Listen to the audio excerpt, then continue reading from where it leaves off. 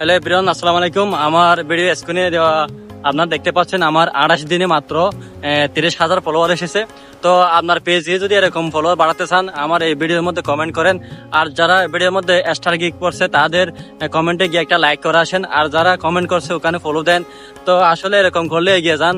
আসলে জাহেদ ভাই, এরকম করলে এগিয়ে যায় এটা তো আমি নিজেও জানি না। ওদেরকে ভাই, আমার অডিয়েন্স যারা আছে ওদেরকে কি বলবো আসলে। এগুলো হচ্ছে ভাই আপনাকে ইমোশনালি ব্ল্যাকমেল করতেছে। Emotionally blackmail আসলে। একজন কন্টেন্ট ক্রিয়েটর সফল হয় না, কন্টেন্ট ক্রিয়েটরের কাজ হচ্ছে আগে আপনার কন্টেন্টের প্রতি গুরুত্ব দেওয়া।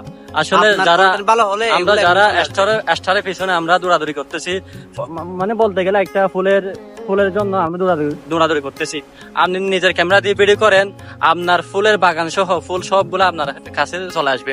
সেজন্য বলতেছি স্টারের পিছনে না ঘুরে আপনি ওই সময়টা আপনি ভিডিওর মধ্যে দেন, দেখবেন আপনি সাকসেস হবেন।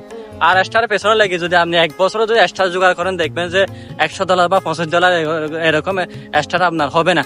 তো আপনার লাভ কি হলো? সেজন্য বলছি আপনি নিজে ভিডিও বানান। তো ধন্যবাদ সবাইকে।